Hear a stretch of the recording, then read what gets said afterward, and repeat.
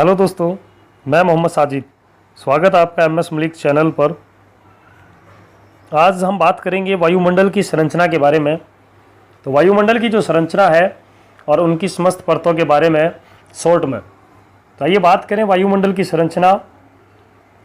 तो वायुमंडल में जो वायु की अनेक सकेंद्रीय परत है, जो घनत्व एवं तापमान की दृष्टि से एक दूसरे से बिल्कुल भिन्न भिन्न होती है, या तापमान के ऊर्ध्वाधर वितरण के आधार पर वायुमंडल को हम निम्नलिखित परतों में विभाजित कर सकते हैं। तो आइए बात करें अब वायुमंडल की निम्न परतों के बारे में।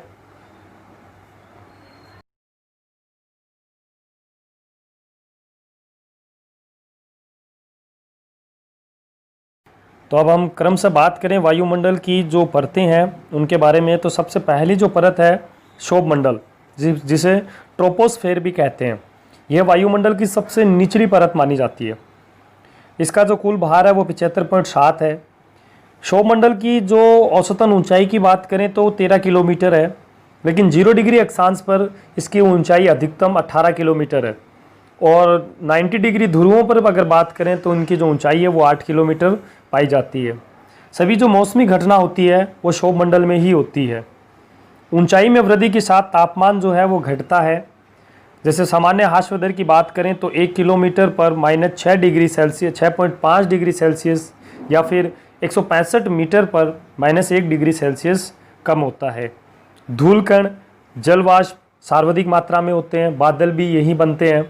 0 डिग्री ऊंचाई सर्वाधिक, क्योंकि स्वर्ण धाराएं जो है वो धरातल की ऊंचाई तक ले जाती है। यह क्षोभमंडल की कुछ महत्वपूर्ण खास बातें हैं। अब हम बात करें तो क्षोभमंडल की क्षोभ सीमाओं के बारे में।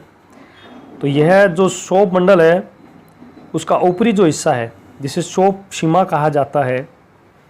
तो क्षोभमंडल की जो ऊपरी सीमा है उसे क्षोभ सीमा कहा जाता है।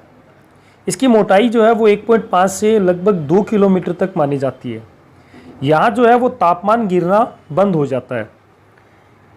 जैसे 90 डिग्री अक्षांश की बात करें तो -45 डिग्री, और 0 डिग्री की बात करें तो 80 डिग्री सेल्सियस होता है।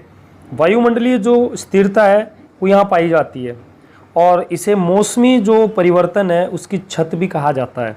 ठीक है, यह क्षोभ सीमा कही जाती है।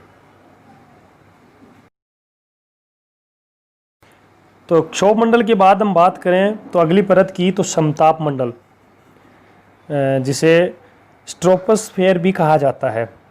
इसकी जो ऊंचाई है वो धरातल से लगभग 50 किलोमीटर ऊंची मानी जाती है।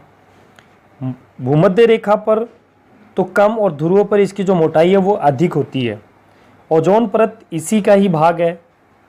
20 किलोमीटर तापमान अपरिवर्तित रहता है यहाँ पर।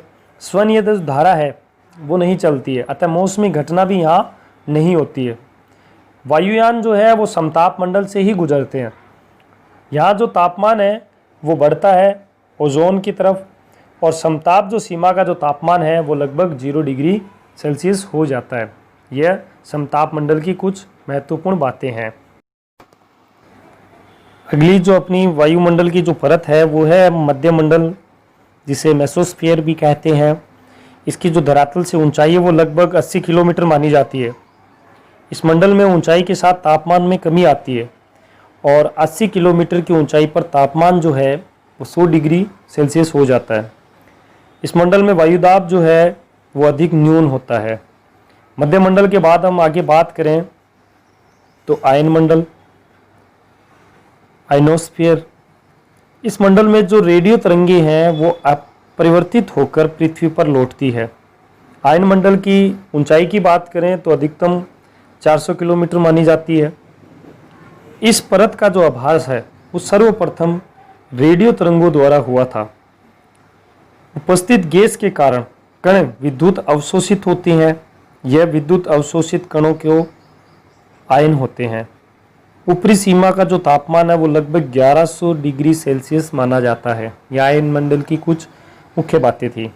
आयन मंडल के बाद हम आगे अपनी राष्ट्र परत की बात करें तो ब्रह्ममंडल, एक्सोस्फीयर। इस मंडल में जो गैसें हैं वो गुच्छे के रूप में मिलती है, और यह वायुमंडल की सबसे ऊपरी परत कही जाती है। लगभग इसकी सीमा की बात करें तो 1000 किलोमीटर से अधिक आंकी गई है। यह वायुमंडल की सारी परतें शॉर्ट में आपको बताई गई है।